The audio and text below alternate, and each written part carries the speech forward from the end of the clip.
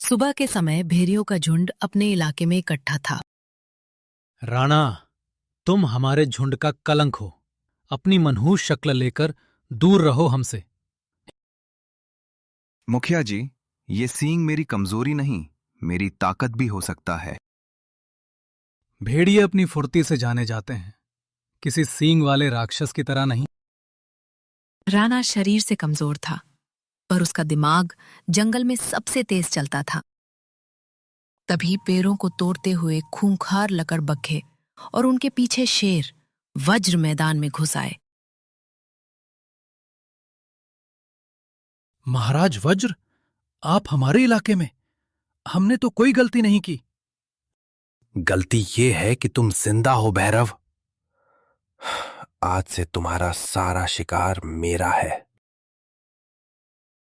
लेकिन महाराज, हमारा झुंड तो पहले ही भूख से तड़प रहा है। तो मरो, मुझे तुम्हारे रोने से कोई फर्क नहीं पड़ता।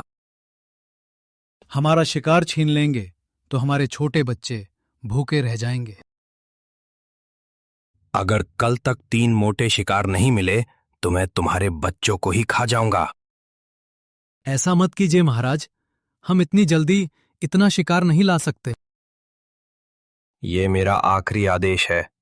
कल सूरज ढलने से पहले मुझे मेरा खाना चाहिए। राजा वज्र की क्रूरता के सामने भेड़ियों का बचना अब नामुमकिन लग रहा था। शेर वज्र ने ऊंचे पत्थर पर खड़े होकर भेड़ियों को धमकाना जारी रखा। मुझे हर हफ्ते 3 मोटे शिकार चाहिए, वरना पूरे झुंड को जिंदा चबा जाऊंगा। महाराज, हमारे पास खुद खाने को कुछ नहीं है, हम इतने शिकार कहां से लाएंगे?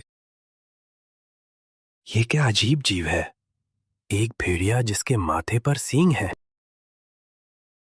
महाराज, ये कमजोर भेड़ी आपको कभी शिकार नहीं दे पाएंगे, लेकिन मैं दे सकता हूं। राणा, चुप हो जाओ। तुम हमारे झुंड के मामले में मत बोलो।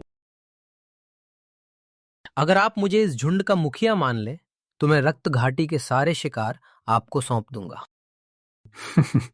अगर वहां शिकार नहीं मिला तो मैं सबसे पहले तुम्हारा ये सींग उखाड़ दूंगा।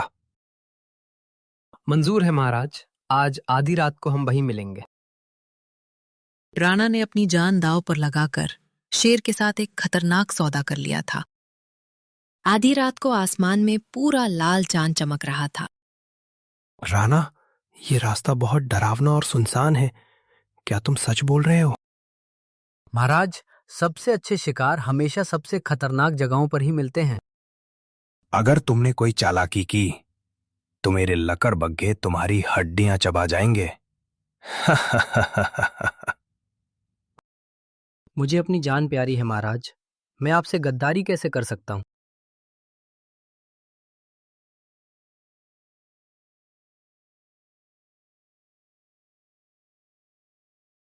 मुझे इस सन्नाटे से नफरत है। उन हिरणों की महक कब आएगी? बस थोड़ा और आगे चलिए, उस घाटी के मोड़ पर ही उनका बसेरा है। मेरे लकड़बग्घो, नजरें तेज रखना, ये भेड़िया मुझे संदिग्ध लग रहा है। महाराज, बस मुझ पर थोड़ा भरोसा रखिए, शिकार आपकी आंखों के सामने होगा। लेकिन शेर वज्र को नहीं पता था कि राणा उसे जानबूझकर मौत के मुंह में ले जा रहा था। रक्त घाटी के अंदर एक बहुत ही डरावना सन्नाटा छाया हुआ था। रुको राणा, मुझे यहां शिकार की नहीं बल्कि मौत की महक आ रही है।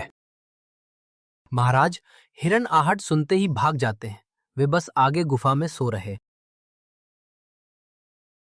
ये क्या है? पहाड़ों से पत्थर कैसे गिर रहे हैं? राणा, ये तुम्हारा जाल है। नहीं महाराज, भैरव के भेड़ियों को पता चल गया है, वे आप पर ऊपर से हमला कर रहे हैं। उन भेड़ियों की इतनी हिम्मत! मैं आज किसी को जिंदा नहीं छोड़ूंगा। वे ऊपर से पत्थर गिरा रहे हैं, आपके सैनिकों को ऊपर जाकर उन्हें रोकना होगा। जाओ मेरे सैनिकों, उन भेड़ियों को खोजकर पहाड़ पर ही मार डालो। महाराज, पत्थरों से बचने के लिए आप जल्दी से इस संकरी गुफा के अंदर चलिए। फिर जो हुआ वो शॉकिंग था, क्योंकि सब कुछ राणा के प्लान के मुताबिक हो रहा था। गुफा के अंदर घुसते ही राणा ने बाहर निकलने का रास्ता एक भारी पत्थर से बंद कर दिया। यहां एक भी हिरन नहीं है। तुमने मुझे यहां फंसाया है राणा। हाँ महाराज, मैंने झूठ बोला था। यहाँ कोई हिरन नहीं है। तुम्हारी ये हिम्मत! मैं तुम्हें अभी इसी वक्त कच्चा चबा जाऊंगा। महाराज, आपके लकड़ बग्गे भी मेरे साथ मिले हैं। वे बाहर आपके मरने का इंतजार कर रहे हैं। तुम सब गद्दार हो। मैं आज तुम्हारा सींग उखाड़ कर ही दम लूंगा। आइए महाराज, लेकिन इस संकरी गुफा में आपकी ताकत काम नहीं आएगी। शेर को शिकार करने के लिए खुली जगह नहीं, सिर्फ अपना पंजा चाहिए। तो फिर मेरा सींग भी आपके पंजे का इंतजार कर रहा है महाराज। राणा अपनी बुद्धि के बल पर जंगल के सबसे खूंखार राजा को हमेशा के लिए दफन कर चुका था। सुबह होते ही राणा वापस अपने भेड़ियों के झुंड के पास पहुंचा और शेर की खाल जमीन पर फेंक दी। राणा, तुम्हारा सींग नकली था। तुमने गेंडे की हड्डी चिपकाकर हम सबको धोखा दिया। हाँ भैरव, अगर मैं ताकत के भरोसे रहता तो तुम जैसे भेड़िए मुझे कभी जीने नहीं देते। तुम्हारा सच सामने आ चुका है। हम तुम्हें अभी इस गद्दी से हटाकर मार देंगे। हाँ। सच में भैरव? जरा चलने की कोशिश करो और अपने पैर देखो। ये क्या हो रहा है? हमारे शरीर काम क्यों नहीं कर रहे? मैंने सुबह ही झुंड के पीने के पानी में जहरीले पौधे का रस मिला दिया था। अब खेल खत्म। तुमने अपने ही झुंड को जहर दे दिया। तुम सच में एक राक्षस हो। इस जंगल में अब सिर्फ वही बचेगा जो मेरे इशारों पर नाचेगा।